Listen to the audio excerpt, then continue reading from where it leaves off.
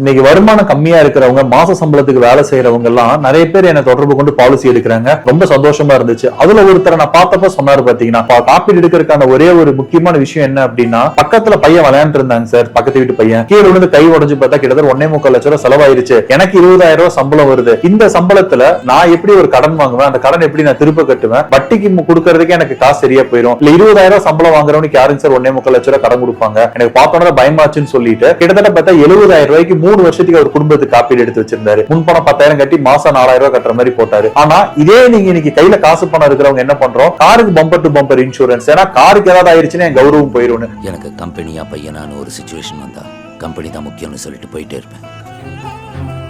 வாங்குற பொருள் எல்லாம் சேர்த்து வைக்கிறது, டியூல போட்டுறீங்க. கடைசியில என்ன ஆகுது, வருமானம் டியூ கட்டுறதுக்கே போயிருது. ஒரு மருத்துவ செலவுன்னு வரப்ப கடன் கேக்குறீங்க. உங்க கூட இருக்கிறவங்க என்ன பண்றாங்க, அவங்களும் டியூலயே போறதுனால உங்களுக்கு உதவி பண்ண முடியறது இல்ல. டியூ போறவங்களா இருந்தாலும் என்ன யோசிப்பாங்க, எப்ப இவன் எல்லா பொருளும் வாங்கிட்டான், கடைசியில எனக்கு மருத்துவ செலவுனா நான் முன்னேறப்ப என்னோட இன்வெஸ்ட்மெண்ட்ல கேட்கறேன் பாருன்னு நினைப்பாங்க. சோ தயவு செஞ்சு ஒரு விஷயம் புரிஞ்சு வச்சுக்கோங்க, உங்க குடும்பத்துக்காக தான் எல்லாமே சேர்த்துறீங்க. அவங்களுக்கு செலவு பண்றது வேஸ்ட்னு நினைக்காதீங்க. ஒரு பெரிய பிசினஸ் மேனா இருந்தாலும் கொண்டு போய் காசை ஒரு 1000 ரூபாய் பொருள் 10,000 கொடுத்து வாங்க மாட்டாங்க. அதேதான் உங்களுக்கு சொல்றேன். தயவு செஞ்சு குடும்பத்துக்கான முக்கியத்துவத்தை நீங்க கொடுங்க. நான் ஸ்டார் எலைட் அட்வைசர் சூர்யா. என் மூலியமா போற கிளைம் ரிஜெக்ட் பண்ண மாட்டாங்க. பெஸ்டா உங்களுக்கு நான் பண்ணி தரேன். என்ன பாலிசி வேணுமோ சஜஸ்ட் பண்றேன். ஃபர்ஸ்ட் உங்க குடும்பத்துக்கான முக்கியத்துவம் கொடுத்து மருத்துவ காப்பீடு எடுங்க. அது மட்டும் தான் உங்க எல்லா சேமிப்புமே பாதுகாக்கும். நன்றி.